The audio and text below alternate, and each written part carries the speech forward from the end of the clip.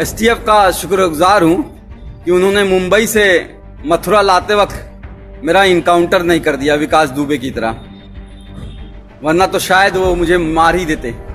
3 साल से सस्पेंड किए हुए हैं। कैसे जिंदगी चल रही है, कैसे फाइनेंशियल कंडीशन है, आपको बता नहीं सकता। सुप्रीम कोर्ट और हाई कोर्ट की फीस कैसे भरी गई है, बता नहीं सकता। देखो कि क्या हालत बनाई है। भट्टी साहब आप बोल रहे हो तो देखो क्या हालत बना दी है। मैं कुपोषण के लिए वो कर रहा था, ये देखो, ये टांगे हैं मेरी, ये हाथ है। खाना जो है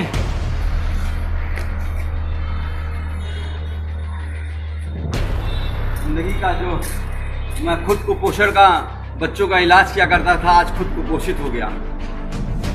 तो जो लोग ये सोचते हैं कि बार बार जेल में डाल के, मार के, पीट के, तोड़ के, यहाँ मारो, यहाँ मारो, यहाँ मारो, उल्टा पटला रात को डंडे से मारो, गान लाल कर दो एकदम पूरी तरह से, पैर पे मारो, करते रहो ये एकदम तोड़ दो इसको, तो वो शायद नहीं जानते हैं कि एक बात सिखाई गई थी कि डरना नहीं है। I won't bend, I won't bend. Hi, अस्सलाम वालेकुम, गुड आफ्टरनून।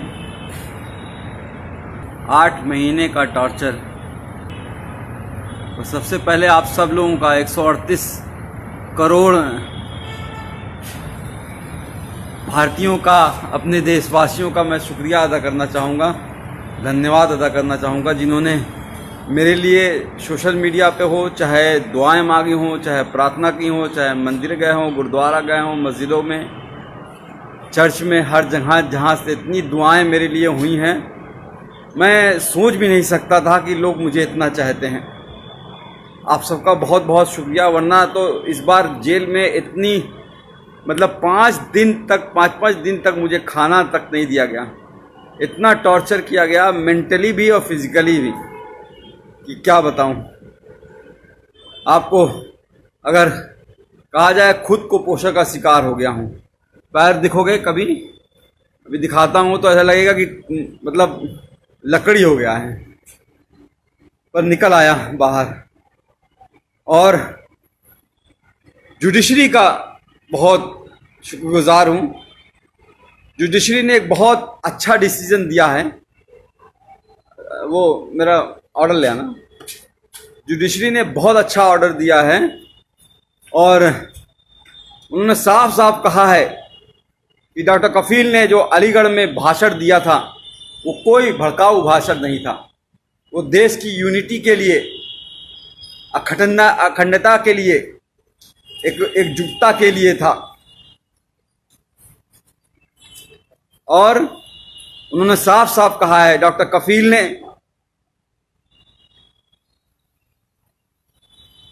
हेल्थ पे बात की है, एम्प्लॉयमेंट पे बात की है, एजुकेशन पे बात की है, रोटी कपड़ा मकान पे बात की है।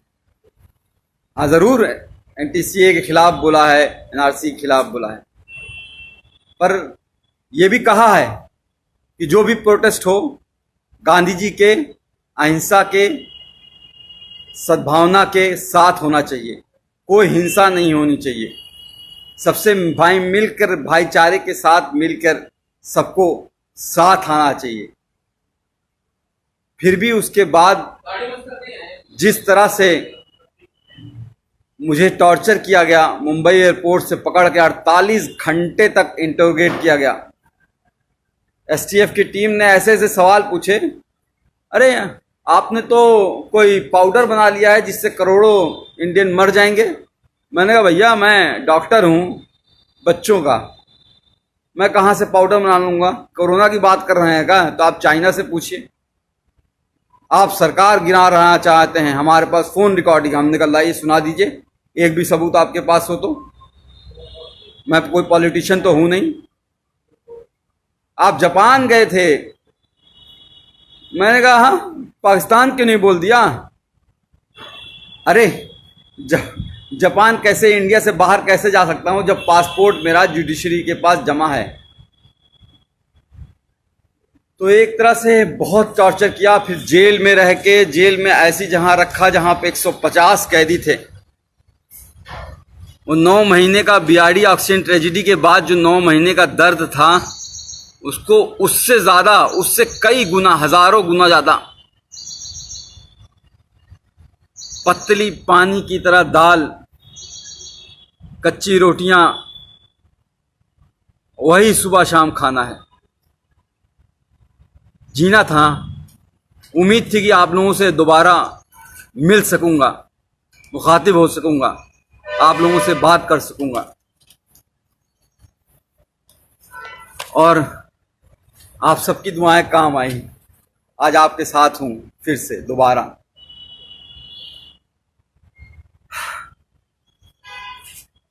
हाँ आसिफ भाई, तनवीर भाई, अस्सलाम वालेकुम।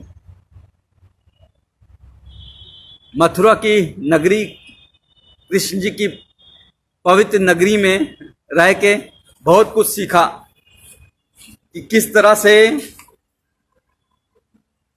भगवान कृष्ण ने कहा है कि कभी भी किसी को धोखा नहीं देना, अपना दिल साफ रखना, यही धर्म होता है।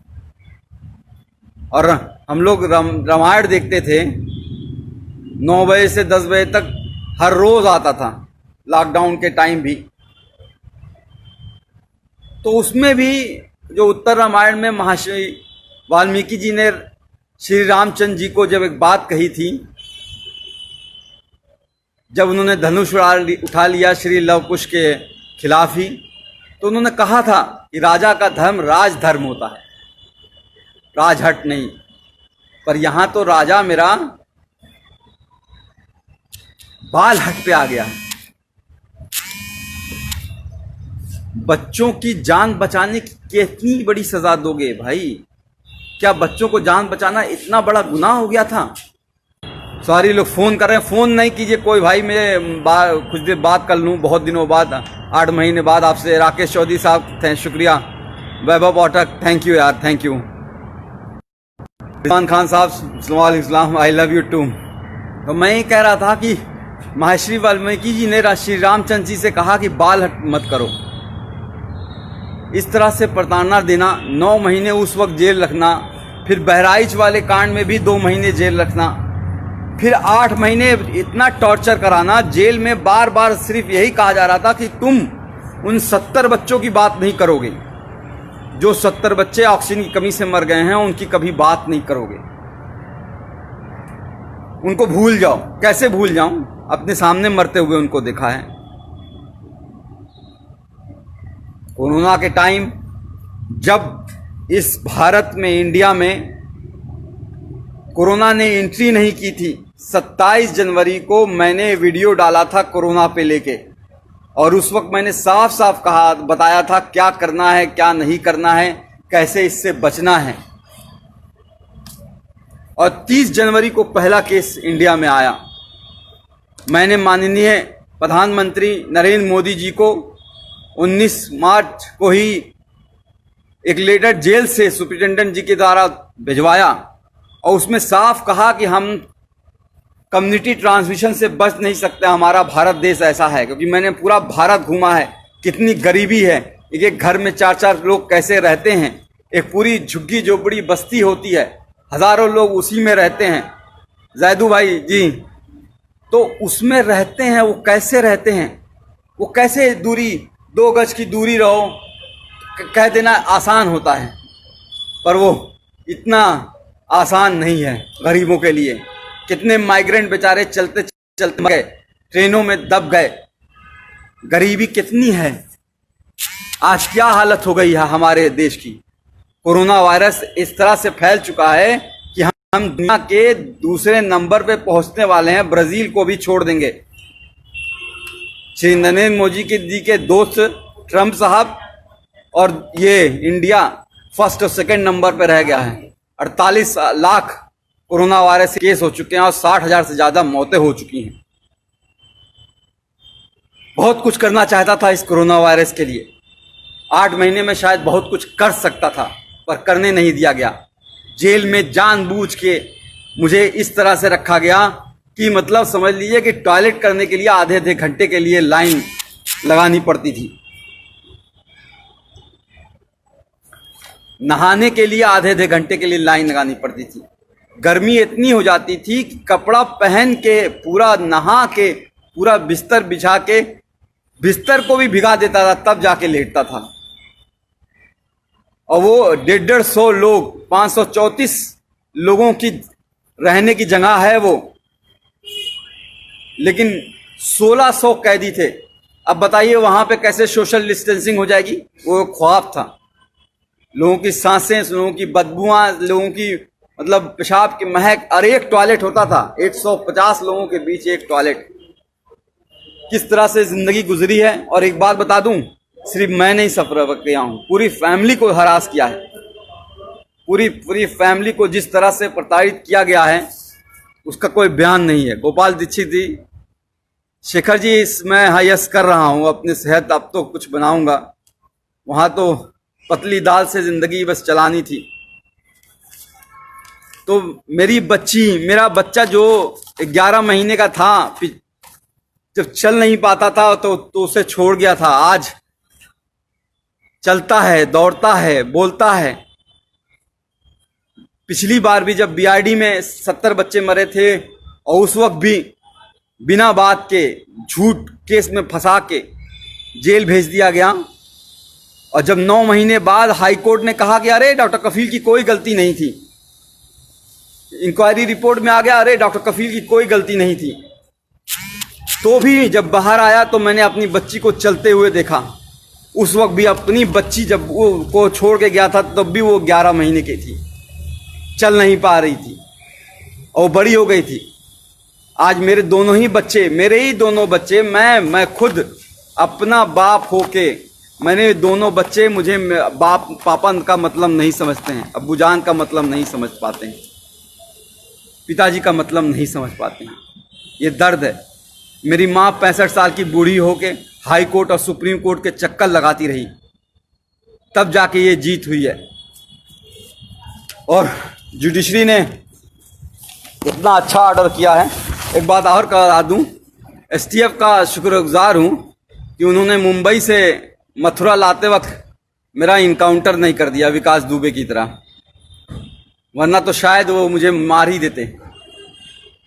लोगों की आवाज को दबाना ही इनका काम है। बहरहाल ऑर्डर आपको पढ़ के सुनाना चाहूँगा। इतना अच्छा ऑर्डर गोविंद माथुर साहब ने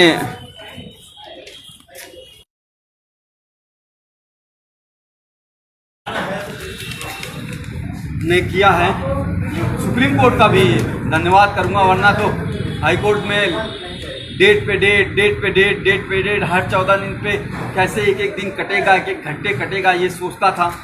कैसे वो टाइम आएगा जब मैं बाहर निकल पाऊंगा, कब मेरी जज मेरी कोई बात सुनेगा। इसलिए हम लोग सुप्रीम कोर्ट, मेरी माँ 65 साल की बूढ़ी माँ सुप्रीम कोर्ट गई और मैं सुप्रीम कोर्ट का शुक्रगुजार हूँ जो उसने कहा कि 15 दिन में फैसला सुनाओ। और मैं चीफ जस्टिस गोविंद माथुर जी का हाथ जोड़ के शुक्रगुजार हूँ जो इन्होंने इतना अच्छा ऑर्डर दिया 15 दिन के अंदर ही, जिसमें साफ साफ लिखा है कि एमबीबीएस करने के बाद 2016 में मैंने ज्वाइन किया था, 2017 में घटना हुई थी। 1 साल का जूनियर था मैं, जूनियर मोस्ट डॉक्टर, और फिर भी उन बच्चों को बचाने के लिए जी जान लगा दी और उसके बावजूद उनको जेल भेज दिया गया। और ये नहीं, इसके अलावा नहीं, The petitioner and his other family member, including the detainee, were continuously harassed and victimized by the state authorities, including the district administration Gorakhpur, by several means. मेरे यानी कि मुझे ही नहीं, पूरी फैमिली को सरकार ने बुरी तरह से तोड़ना चाहा। मेरे भाई पे गोली मारी गई थी, आपको याद होगा शायद, वहाँ पे जहाँ पे चीफ मिनिस्टर खुद मौजूद रहते हैं 500 मीटर दूरी पर। आज 3 साल होने जा रहे हैं उस बात को, एक भी कोई गिरफ्तारी नहीं हुई, कोई चार्ज नहीं हुआ है। बहरहाल आते हैं हम एएमयू के जो लोग कहते हैं कि भाषण मैंने गलत दिया था उसके बारे में। कहते हैं कि मैंने भड़काऊ भाषण दिया था, कहते हैं कि मैंने दो धर्मों के बीच, दो रिलीजन के बीच एनमिटी, हेट्रेड, वायलेंस फैलाने की कोशिश की। पूरी स्पीच लिखी है उन्होंने, पूरी speech, the version of the speech, पूरी स्पीच लिखी है, एक एक लाइन लिखी है कि जो मैंने बोला है। और उसमें उन्होंने कहा है कि मैंने ऐसा कोई बात नहीं की थी जो कि किसी भी धर्म के बीच में नफरत फैलाए। मैंने बात की थी देश की अखंडता की, यूनिटी की, सद्भावना की।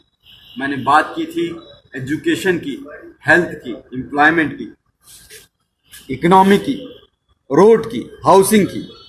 मैंने बात की थी उन 70 बच्चों की जो बीआरडी में मर गए हैं। मैंने बात की नहीं उन 8 लाख बच्चों की जो इंडिया में मर गए थे उस साल।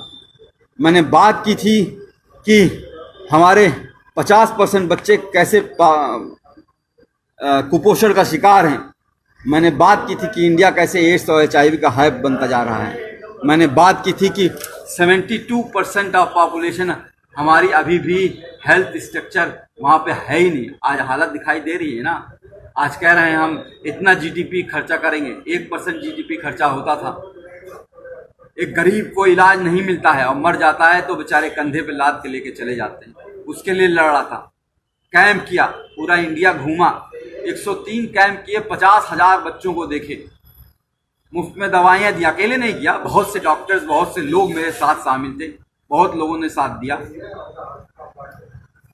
पर हुआ क्या, उसको भी दबा दिया गया। इस कोरोना टाइम के मैं जब रियली काम कर सकता था, शायद कोई नई दवा खोज सकता था कोरोना के खिलाफ, शायद कोई नई वैक्सीन खोज सकता था, टीका खोज सकता था, उस वक्त जेल में डाला। बहरहाल बाहर आ गया हूँ, कोशिश करूँगा और फिर से मुख्यमंत्री योगी आदित्यनाथ जी से निवेदन करूँगा कि मुझे नौकरी पे वापस ले लें।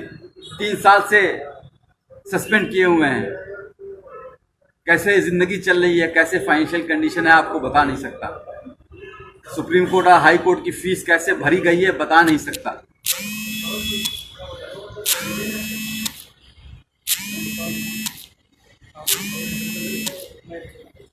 पर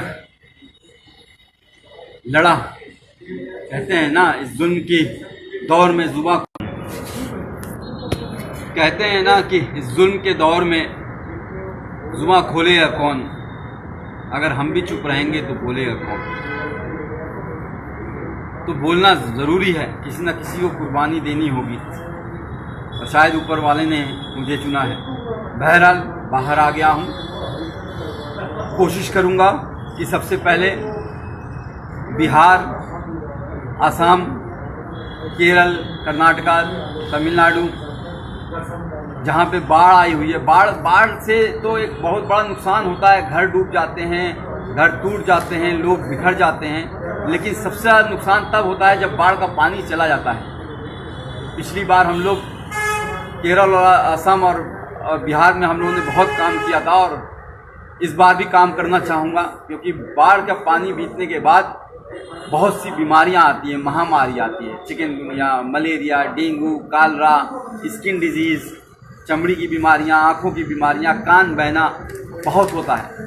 उस पर काम करना चाहूँगा, कोरोना वॉरियर की तरह काम करना चाहूँगा। कोशिश करूँगा अगर योगी जी की कृपा होगी, नौकरी अगर वापस मिल गई तो किसी हॉस्पिटल से अटैच होकर रिसर्च करूँ और कोशिश करूँ कि कोई नई दवा ईजाद हो पाए जिससे हमारा देश की और किसी की मौत ना हो। बढ़ता जा रहा, हर रोज़ 1000 लोग मर रहे हैं। एक का भी मरना बहुत खतरनाक बात है। जिसके घर में, परिवार में एक मौत होती है वही वो जानता है, एक भी मौत होती है। और यहाँ तो सब 60-65 हज़ार लोग मर चुके हैं। उस पर काम करना चाहूँगा। और अगर वैक्सीन के लिए कहेंगे कि मैं गिनी पिग बन जाऊँ, मेरे ऊपर रिसर्च हो जाए, मैं खुद टीका लगवा लूँगा, अपने आप को वॉलंटियर करूँगा मैं। ये मेरी नई योजना है। अभी कुछ दिन अपने बच्चों के साथ रहना चाहता हूँ, अभी तक मिल नहीं पाया हूँ। कल भी आप सोच लीजिए, कल 11:30 बजे डिस्ट्रिक्ट जेल मथुरा में ऑर्डर पहुंच गया था हाई कोर्ट का, डीएम अलीगढ़ को हाई कोर्ट का ऑर्डर मिल गया था, लेकिन फिर भी 12 घंटे तक ये लोग यही कोशिश करते रहे कि किसी तरह से कोई और केस में फंसा दें। जैसे इन्होंने पिछली बार अलीगढ़ में जब मुझे गिरफ्तार किया था मुंबई से, तो जब मुझे बेल 10 फरवरी को मिल गई थी तो 4 दिन तक कोर्ट के आदेश के 2-2 बार आदेश के बावजूद छोड़ा नहीं मुझे, इलीगली मुझे डिटेन करके रखा और फिर एनएसए लगा दी। एनएसए मतलब नेशनल सिक्योरिटी एक्ट। मैं टेररिस्ट हूँ क्या? दाढ़ी ये जो बढ़ जाती है जेल में बढ़ जाती है। आज तक कभी आपने सुना है मैं किसी हिंदू मुस्लिम सिख ईसाई या किसी में धर्म के भेदभाव में करता हूँ? 50,000 जो बच्चों को देखा, पूछा कोई कौन गरीब है, कौन अमीर है, कौन किस जाति का है, कौन किस धर्म का है? उस पर इल्ज़ाम लगाओगे? इल्ज़ाम वो लगाते हैं जिनका खुद का दिमाग गंदा होता है, जो भरा होता है गंदगी से, वो दिमाग वो लगाते हैं। अभी यूपी से घर नहीं गया हूँ, गोरखपुर नहीं गया हूँ, क्योंकि लोग कह रहे हैं कि सरकार अब भी किसी न किसी केस में फंसाने की कोशिश कर रही है, फिर से कुछ कर दें या इनकाउंटर कर दें, मरवा दें। हो सकता हो आपके बीच में ना रह पाऊँ, हो सकता हो ये हमारी और आपकी आखिरी मुलाकात हो। चौधरी समर साहब थैंक यू। तो मैं कह रहा था कि कोरोना वायरस एक ऐसी डिजीज़ है जो फैलती ही रहेगी। मैंने उस वक्त 19 मार्च को ही लिख दिया था कि 30 से 40 लाख लोग उस वक्त मैंने एस्टिमेट किया था कि अफेक्टेड होंगे, और ऑलरेडी 30 से 40 लाख लोग अफेक्टेड हो चुके हैं। और अभी ये रुकेगा नहीं, अभी ये 1 साल चलेगा जब तक वैक्सीन नहीं आएगी। अभी यूपी, बिहार और मध्य प्रदेश जैसे इलाकों में जहाँ बहुत पॉपुलेशन है वहाँ ये फैलने वाला है और बुरी तरीके से। हमें बहुत काम करना पड़ेगा, हमें मिल के काम करना पड़ेगा। मुझे आप सबकी बहुत ज़रूरत है, आप सबका बहुत सहयोग की ज़रूरत पड़ेगी। तो जो लोग ये सोचते हैं कि बार बार जेल में डाल के, मार के, पीट के, तोड़ के, यहाँ मारो, यहाँ मारो, यहाँ मारो, उल्टा पलटा रात को डंडे से मारो, गान लाल कर दो एकदम पूरी तरह से, पैर पे मारो, करते रहो ये एकदम तोड़ दो इसको, तो वो शायद नहीं जानते हैं कि एक बात सिखाई गई थी कि डरना नहीं है। आई वोंट बेंड, मैं झुकूंगा नहीं। डरना आता नहीं हमें, चाहे जितना भी डरा लो। हर बार एक नई ताकत से उठेंगे, चाहे जितना भी झुका लो।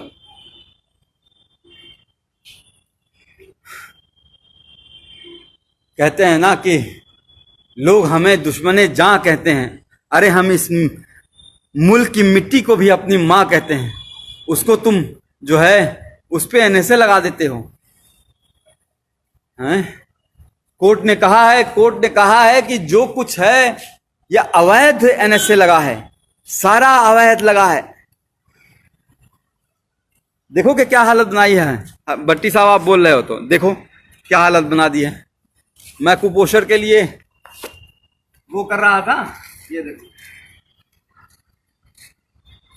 ये टांगे हैं मेरी, ये हाथ है। खाना जो है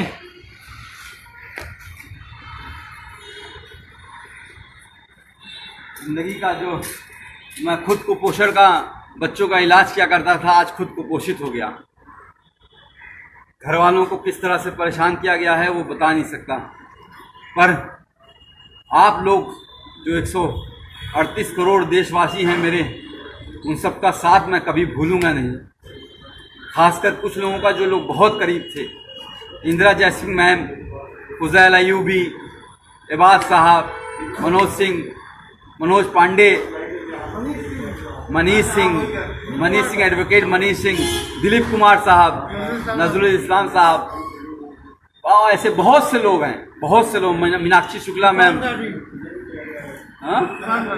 इरफान गाजी, हाँ अलीगढ़ के इरफान गाजी साहब, तो बहुत से लोग हैं, तो सबका नाम तो नहीं ले सकता मैं। बहुत से लोग हैं, 138 करोड़ लोग हैं, सबने बहुत मदद की है। सबका बहुत बहुत शुक्रिया। जल्दी बिहार आ रहा हूँ और जल्दी हम डॉक्टर कफील खान मिशन इस्माइल फाउंडेशन के तहत कैंप लगाएंगे, और इस बार एक बड़ी टीम बना के एक साथ कई जगह पे, असम, बिहार, तमिलनाडु, कर्नाटका, केरल, आंध्र प्रदेश, जहाँ जहाँ पे, मध्य प्रदेश, जहाँ जहाँ पे बाढ़ ने, पश्चिम बंगाल जहाँ पे तूफान आया हुआ है, अभी भी लोगों को घरों पे टूटे हुए पड़े हैं, हर जगह पे जाना चाहूँगा, पूरा देश जाना चाहूँगा, पूर्वांचल अपना, गोरखपुर अपना, उत्तर प्रदेश, हर जगह जाना चाहूँगा। पूरा भारत में टीम बना के हम इस बार एक बड़े लेवल पे कैंप करेंगे और इसमें आप सबका बहुत सहयोग चाहिए। मयंक वर्मा साहब, अब आप कुछ लोगों से बातें कर लेता हूँ। मयंक वर्मा साहब सही कह रहे हैं, दाढ़ी का कल काट दूंगा, बच्चों का इंतज़ार कर रहा हूँ, बच्चे आ जाएं, एक बार उनसे मिल लूँ, उसके बाद मेरी गोटी वापस आ जाएगी। अवनीश चौरा साहब, जी हाँ, बहुत मारा, फिजिकली और मेंटली बहुत टॉर्चर किया। फिजिकल में जो टॉर्चर होता है वो इस तरह से होता है कि शायद जख्म थोड़े भर जाते हैं, पर जो मेंटल टॉर्चर होता है वो बहुत दिनों तक रहता है, दिमाग खराब हो जाता है। इन 8 महीनों में देखिए किस तरह से झुर्रियाँ आ गई हैं, किस तरह से काले पड़ गया हूँ, किस तरह से जो है 10 साल बूढ़ा कर दिया है। जुबेर पीके साहब, बोलना ज़रूरी है, बोलेंगे नहीं तो कहते हैं कि बोलेंगे नहीं तो किसी को तो बोलना पड़ेगा, सब तो चुप हैं, किसी को तो बोलना पड़ेगा। जैदू साहब, आपने वहाँ से बैठ के, हाँ, इंडिया से बाहर गल्फ कंट्रीज़ में, यूएस से, यूके से, कनाडा से, स्विट्ज़रलैंड से बहुत से खत मेरे पास आया करते थे वहाँ पे जेल में, उन सबको बहुत बहुत शुक्रिया है। शेर खान साहब, सत्य की जीत होती है, सत्यमेव जयते। हमें अपने कॉन्स्टिट्यूशन में, बाबा साहब अम्बेडकर के कॉन्स्टिट्यूशन में बिलीव करना है और उसी की वजह से मैं बाहर आया हूँ। कुछ लोगों ने सरकारी एजेंसियों को जिस तरह से अपने कब्जे में करके लोगों को प्रताड़ित करते हैं वो सही नहीं है। ऑटोक्रेटिक, हमारा देश डेमोक्रेटिक है, तो डेमोक्रेटिक कंट्री है, तो डेमोक्रेटिक कंट्री में आपको फ्रीडम ऑफ स्पीच एक आर्टिकल 21 में दी गई है, लिबर्टी, स्वतंत्रता, समझ गए? तो बोलना ज़रूरी पड़ेगा। हम नहीं बोलेंगे, कुर्बानी देनी होगी, किसी ना किसी को कुर्बानी देनी होगी।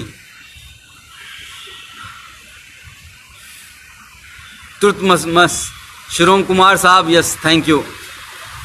शाइना मुजरबिया, सिद्धांशु कुमार, हाँ, कुछ दिन एक्सरसाइज करूँगा और हेल्थ बनाऊँगा, क्योंकि ज़िंदा रहना है, आप लोगों के बीच रहना है और काम करते रहना है, तो हेल्थ पे भी ध्यान दूंगा। डेरिक गुजर, थैंक यू, या ज़रूर मैं करूँगा, हाँ, थैंक यू। शुभान जमाल साहब, Mohammed Kalapatti from Dubai, all the best, thank you. मैंने कहा ना, गल्फ़ कंट्री से बहुत प्यार आया, बहुत मिला है, केरल के लोगों ने बहुत सहयोग किया हुआ है, पूरा साउथ ने, पूरा नॉर्थ ने, पूरा सेंट्रल ने, बिहार के लोगों ने जिस तरह से आंदोलन चलाया, पश्चिम बंगाल में जिस तरह से आंदोलन चला, असम में जिस तरह से आंदोलन चला, अब अभी हमारे कई भाई अभी बहुत जेल में हैं, उनके लिए हमें आवाज़ उठानी पड़ेगी। मैं बच्चों के साथ नहीं हूँ, चूँकि कल रात में पुलिस की घेराबंदी हो रही थी और कुछ और बातें हो रही थी जिसको हम डिस्कस नहीं कर सकते हैं, तो इस वजह से अभी बच्चे मेरे पास पहुँचे नहीं हैं। मैं अभी अपने बच्चों को देख नहीं पाया हूँ, आंखें तरस रही हैं, गले मिलना चाहता हूँ अपने बच्चों के साथ, अपनी माँ की गोद में लेट के रोना चाहता हूँ, सीरियसली रोना चाहता हूँ। तब जिस तरह से जिंदगी कर दी है, अपने ही बच्चों को से दूर कर दिया है, एक बार उनसे मिलना चाहता हूँ, एक बार माँ की गोद में लेट के सोना चाहता हूँ, सुकून की नींद सोना चाहता हूँ। यार पता है जेल में क्या होता था, 8-2 घंटे पे पहरा लगता था। हाँ साहब, भी 146 कैदी नसर नमहबंदी सकुशल हैं, 5 बजे सुबह लाइन लगाओ, परेड लगाओ। 8 महीने तो मैंने अभी 4 पन्ने के लेटर में शायद लिखी है, आप लोग को शायद मिलना होगा। चंद मित्रा साहब, थैंक यू। मुदस्सिर साहब, बुशरा, दीपक जादव, अमजद, पंडित जी, तैयब खान, रोहित, शुभम, जयप्रकाश चाचा, ब्रिजेश सिंह की बड़ी याद आई जो गोरखपुर में थे, योगेश सिंह जी, सब आप लोग का, सब लोग का बहुत बहुत धन्यवाद है। कुछ और पूछना चाहेंगे कि फिर मिलेंगे? बहुत बहुत शुक्रिया आप सबका। आजम खां, आपको भी फूल, गुलाब का फूल। आप एक बात लास्ट में बस यही कहना चाहूँगा कि आप सबकी वजह से ही, आप सबकी, मेरी फैमिली तो दौड़ी, मेरी माँ, बूढ़ी माँ, लोअर कोर्ट से लेके, मतलब अलीगढ़ कोर्ट से लेके इलाहाबाद कोर्ट और फिर दिल्ली, इस कोरोना वायरस के टाइम में 65 साल की उम्र में घूम रही थी, एक वकील के पास से दूसरे वकील के पास, पैर पकड़ के रो रही थी कि किस तरह से मैं बाहर आ जाऊं।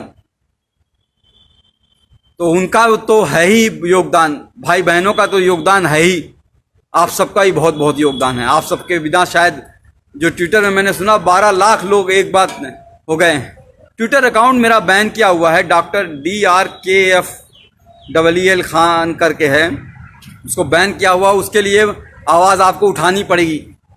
ट्विटर अकाउंट क्यों बैन किया है, ऐसा क्या कर दिया था? अब तो हाई कोर्ट का ऑर्डर आ गया जिसमें बार साफ साफ कहा गया है कि जी सन्नी प्रजाति कि ये इलीगल था। Justice prevail, yes, Amit Sohail साहब, मोहम्मद गयूर कहिशी, दिनेश कुमार यादव जी, कुछ दिन अपने परिवार के साथ रहिएगा, मीडिया से दूर रहूंगा। जी जी जी जी जी, जरूर जरूर। राकेश चौधरी साहब, thank you. Adil, thank you. आप सबका बहुत बहुत शुक्रिया। बस अपनी फैमिली का इंतज़ार कर रहा हूँ, शायद कुछ घंटों में उनसे मिलूँगा और कुछ दिनों में ही आपके सामने नए जोश के साथ फिर से सामने आऊँगा आपके साथ।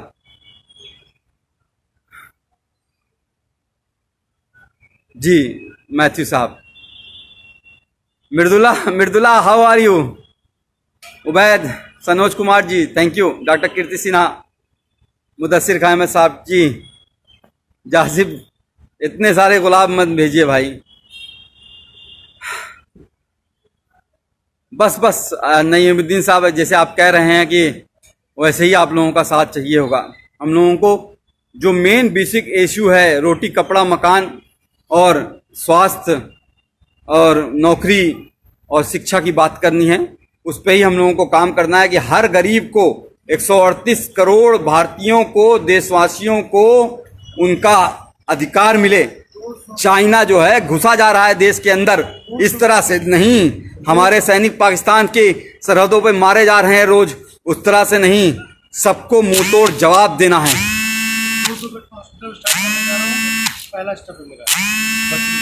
पिछली बार मैंने जो है इंकेफ्लाइटिस बेड का एक हॉस्पिटल, 500 बेड का इंकेफ्लाइटिस बेड का स्टार्ट करने वाला था उस वक्त, डॉक्टर कफील खान मिशन इस्माइल फाउंडेशन के हिसाब, उससे फिर से कोशिश करूंगा स्टार्ट करूं।